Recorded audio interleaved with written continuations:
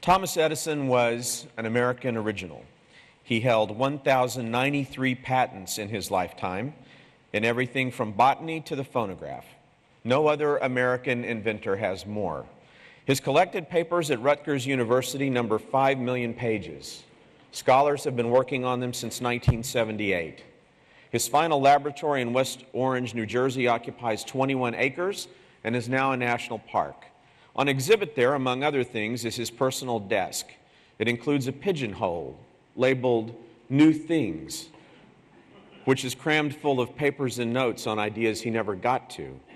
We can know what at least one of those ideas might have been because near the end of his life he said, "I'd put my money on the sun and solar energy. What a source of power. I hope we don't have to wait until oil and coal run out before we tackle that. I wish I had more years left." Perhaps Edison contributed to us the next best thing. It's described by historian Ernest Freeberg in his brilliant new book, The Age of Edison, Electric Light and the Invention of Modern America. While the electric light is not a natural subject for the Computer History Museum, I've invited Professor Freeberg to have today's conversation because of his profound observations about the nature of invention and inventors. The lessons that he draws out speak across the decades to a time and place here and now in Silicon Valley where Edison's approach and the success it produces are quite familiar. And in both cases, the world has changed forever because of it. Ernest is a distinguished professor of humanities in the history department of the University of Tennessee, the author of 2 other books and the winner of numerous prizes.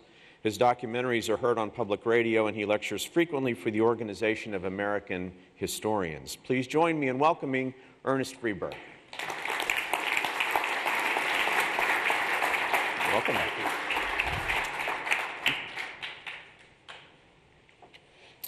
Welcome to the museum. Thanks, it's great to be here. We're thrilled to have you here. Let's talk about what the book is not. What the book is not is, first of all, a biography of Edison. Right. It's not a discussion of the invention of electricity. It's True. not a discussion of the competition between Edison and Tesla, which is a favorite subject around here. But we're not going into that today. But what it is, and what I love about it, is it's a social and to a great extent also a technological history of the incandescent light and the enormous impact the lighting of America had on our society and on the world.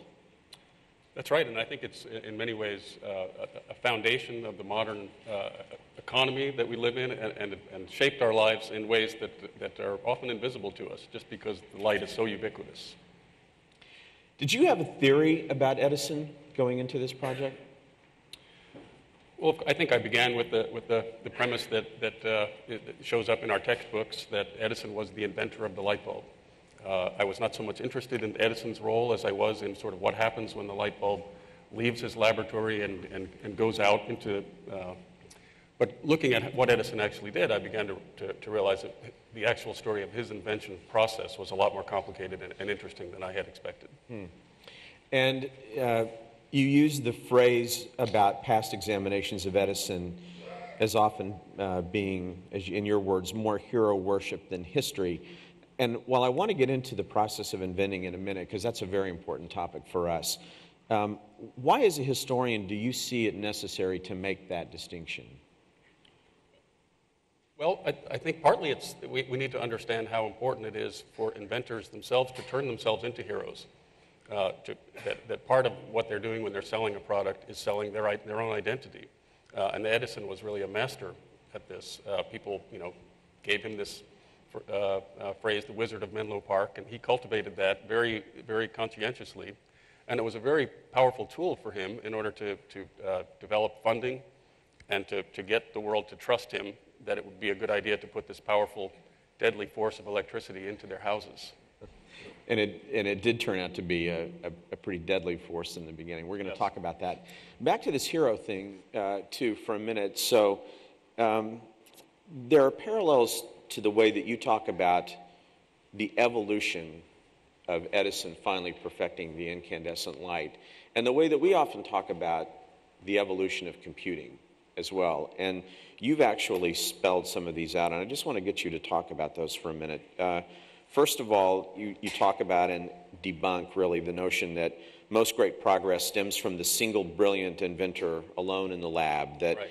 that there's a eureka moment, there's this flash of brilliance, and that the innovation happens in that isolation and not so much in an ecosystem. All three of those things you take on early in the book, and you say, that's not really what happened. It wasn't true in Edison's time. Can you talk a little bit about that and what you learned? Well, partly I think people long for that story, that great eureka moment story. That's exciting, and it's accessible to people. It's a lot more complicated to understand the exchange of ideas, the competition for relevant patents, the battles over the marketplace.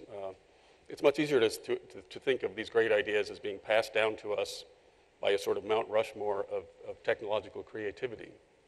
And in the case of Edison and the light bulb, how did it happen?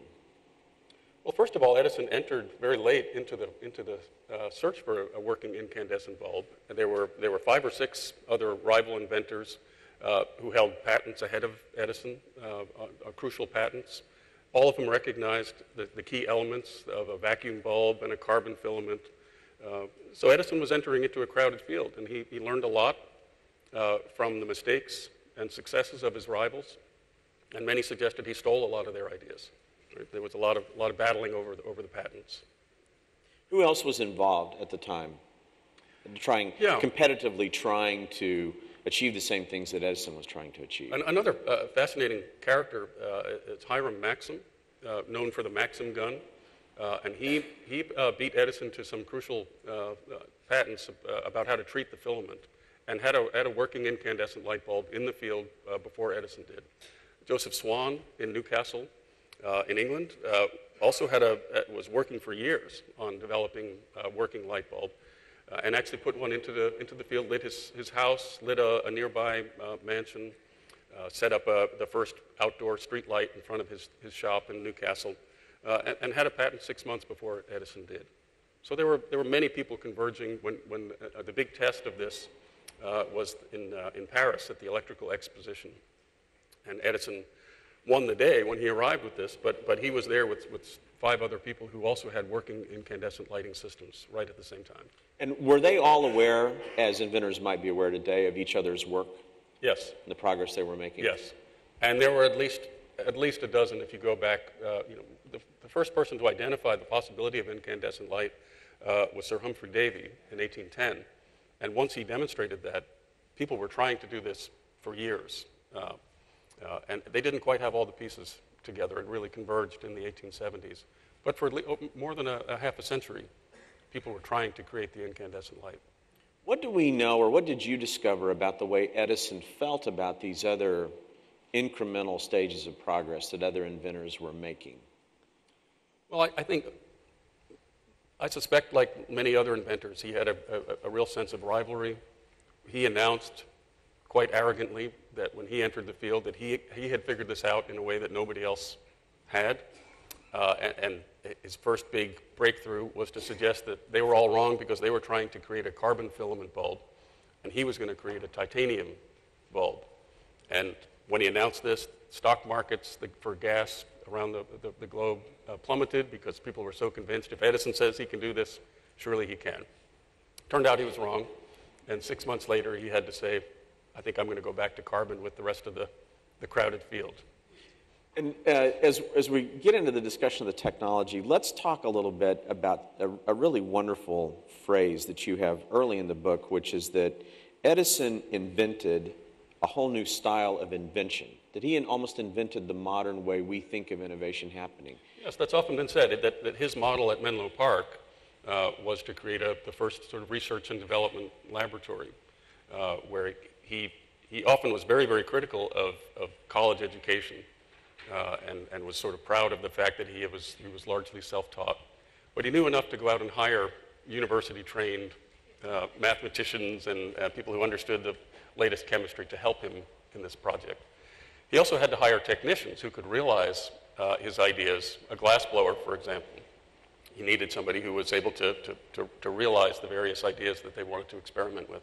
So it really was the entire team working very collaboratively, very intensively. But Edison was the guiding intellect Many of them knew a lot more about their particular specialty, but Edison was the one who set the agenda. And